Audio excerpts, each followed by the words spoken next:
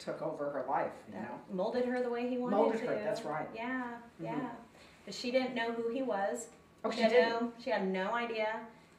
But she even said, he said to my mom the night of the murder at Mezzaluna, she said, he will always be my soulmate.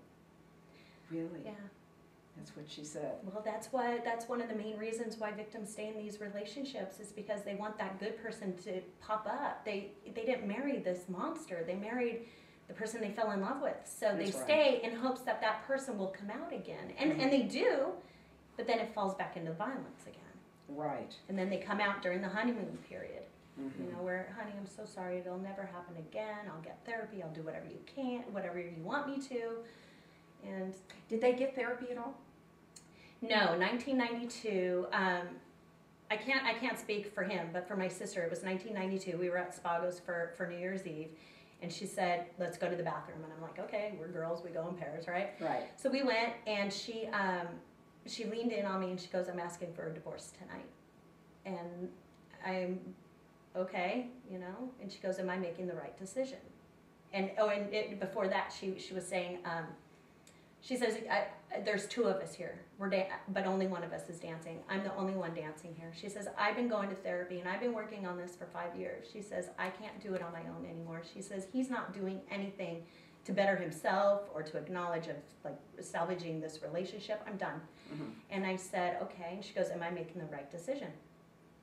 I said, Nick, first thing out of my mouth, I said, do you love your kids? And she goes, more than myself, more than my own life, as any mother would say. And I said, then you're making the right decision. Right. I said, because kids don't understand, they don't get it.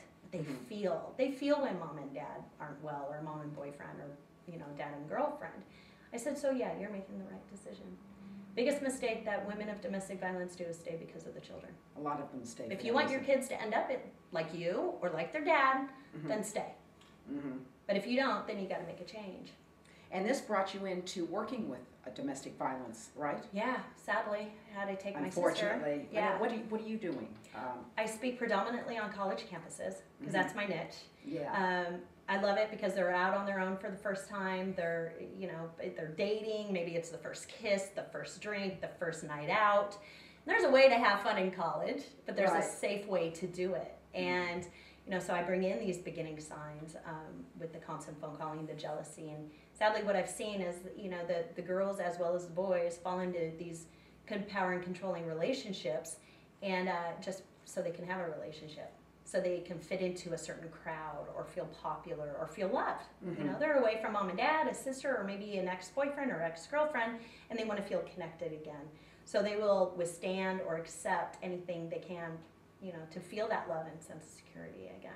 And then I always encourage college campuses to bring in their high school students, because as we all know, dating is happening in 7th grade and 8th grade in some of these states. Yeah, especially here.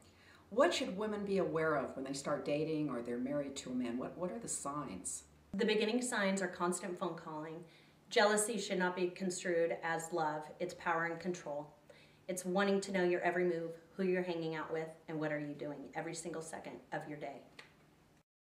What's causing the men to do this? I mean, there has to be something in their life, their upbringing or whatever, to become abusers. Well, it's learned. It's learned behavior. 75% of boys who were raised in violent homes become batters, and 75% of girls who were victimized or who have been in abusive homes become victims. Another statistic that I don't understand with Nicole, because we're sisters. You know, sure, we bicker over like, oh, who has my shirt, who has my eye makeup, you know, whatever. But we never saw fighting. We never fought. I mean, I don't have a lot of friends because my family, those are my friends. You know, I do stuff with my sisters. I do stuff with my mom and my dad. I mean, we never saw fighting. So I don't know what happened to her there. But with OJ, I mean, he grew up on the Hill in San Francisco, very challenging area, very impoverished, abusive dad. I mean, he was raised in this type of a home and did what he could to get himself out. I see. So he was also... He was exposed to it. He was exposed to it. Yeah. And a lot of, you know, with a lot of football players, I'm generalizing here. I don't know what the statistic is on this, but what I have seen is that football players and a lot of pro athletes, not just football players, but they don't know to leave, they don't know that they should leave the aggression out on the field, and then they bring it home. Yes. They bring that home. Mm. Yeah. So there's so many dynamics that I can go into with it, but I feel like my niche is the college market, because That's a good thing that you're it. doing. Yeah. That's a They good get it. thing. Yeah. And I hope they listen to you, which I would think they would. They do. Yeah. They do. I get emails. I offer my emails. You know, they bring me in there, and I don't want to just say, okay, I'm here for 45 minutes giving a speech and then leave. Mm-hmm. I want people to have access to me, you know, because we're in this movement together. You've got questions or concerns, I want you to contact me. Do you notice you get a lot? Yes. So a lot of girls Yes. are... And boys. Boys too. Yeah. Yeah. A lot. Like an obsession. Well, that's exactly what it is. And a possession. That's exactly what it is. Yeah. You know, it's your property. Yeah, instead of And love, it's jealousy. Yeah. It's jealousy. I don't want you looking at him. I don't want you looking at her. I mean, it's really such an unfortunate situation. But I'm very proud of the men that are coming forward, talking about, you know, I'm abusing my girlfriend. Coming forward and telling me that takes huge courage. Absolutely. Because if they recognize it, then they will probably want to get help. Yeah. It's the ones that are in denial. That's it. Mm-hmm. That's it. You know, I had a girl up in Canada come up to me and say, you know what, I was abused my whole life, and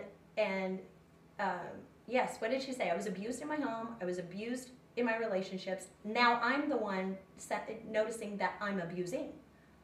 And I'm like, I cried. I gave her a hug. And because anybody who needs to come forward and say that takes huge courage. Sure it does. There's no judgment here. Mm-hmm. You'll get judgment from some people, but there's Mm-hmm. no judgment from me or my family. If you come forward and you ask for help, we're going to find you help on either end. Oh, that's great. Yeah. You're out to help others. Absolutely. Because it must have been, well, you say it's been 14 years Yeah. since the death. Yeah. And I can't even imagine what your family's gone through, but you all seem very strong. It took And us your a long sister, time. Denise, is strong. Yeah. She's helping out. Yeah. Denise she's amazing. Yeah, I would never want to be in her shoes. She's really, you know, some people will knock her down and she gets right back up. Yeah, that seems like a strong personality. She's very strong. She's just a strong person, you know, and you know, she really has the voice of the family. When something goes awry, she's there, and she's defending. Is the other two sisters also involved? Well, there's one more. There's one more. Yeah, there's Dominique and then myself. Dominique, no, she works for 24-Hour Fitness. She does her own life, and she supports, you know, events and things like that. She most certainly supports the foundation and the Nicole Brown Foundation. How would you like Nicole to be remembered? As somebody who is caring and giving and full of life, and just a really special, unique person who decorated the Christmas table to tea, personalized birthday presents. She was just magnificent. Well, I'm glad you came on and said this, because we don't know You this. don't know her. We only know what we read. Yeah. Now, if anybody wants to get in touch with you, do you have... TanyaBrown.net, Okay. www.tanyabrown.net, and for more information on the foundation, you can go to NicoleBrown.org. Okay. We're working on second step programs for battered women and children, and then I do the coaching and speaking. Get on the website. Great. Yeah. Well, I thank you for coming. Yeah, thank because you. I think this is so important. It's very It important. really is, and I'm so glad you're doing this. Thank you. Thank you so Thanks. much. And thank you out there for watching Jodie in Malibu. Until next time, goodbye, everyone. What is time?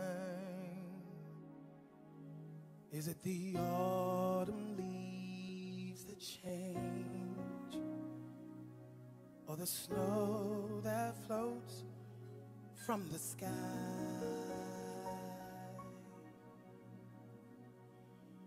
What is time?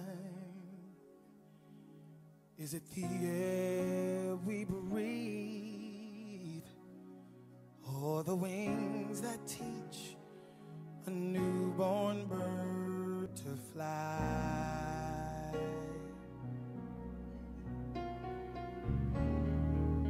Who can tell?